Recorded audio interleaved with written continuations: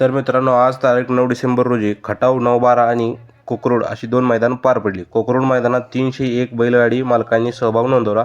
46 गट पळाले आणि 7 सेमी पळाले आणि या 7 सेमीमधून एक फायनलचा फेरा पळाला आणि 1 नंबरचा मानकरी ठरला. तास क्रमांक 6 वरून धावलेली गाडी ठाकूर आणि ठग्या हे आजच्या मैदानातले 1 नंबरचे मानकरी ठरले.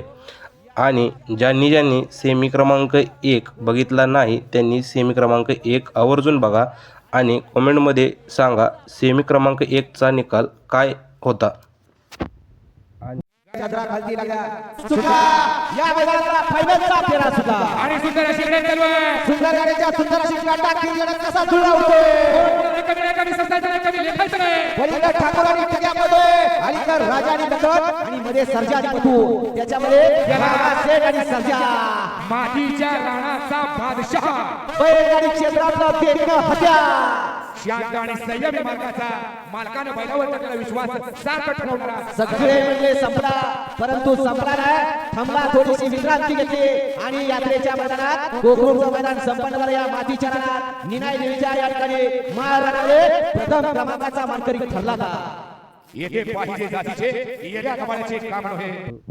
खटाव 9-12 मैदान पार पडलं. या मैदानात 470 गाड्या सहभाग नोंदवला होता आणि 59 गट पळाले, 7 सेमी पळाले आणि फायनल आणि क्वार्टर फायनल असे 2 फायनल पळाले. क्वार्टर फायनलला 1 नंबरचा मानकरी मान पटकावला. तास क्रमांक 2 वरून धावलेली गाडी ज्यांनी वडकी मैदान गाजवले सचिन आणि बब्या ठरले क्वार्टर फायनलचा 1 नंबरचा मानकरी.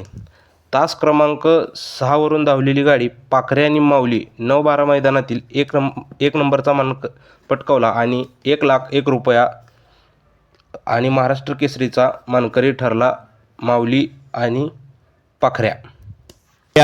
आणि त्याला मोलाची साथ दिली गिरवीकरांच्या माऊलीनं. शेवटच्या क्षणी गाडी निकालास येऊन चिटकली आणि चिटकली नाही. शेवटच्या क्षणी निकाल घेतला का बैलाबरोबर ड्रायव्हरचाही कस पाण्याला लागला होता. आड्याला होता रामुसवाडीचा सोन्या आणि पड्याला होता सलगरी किंग परसून आणि शेवटच्या क्षणी परसून बाजी मारली.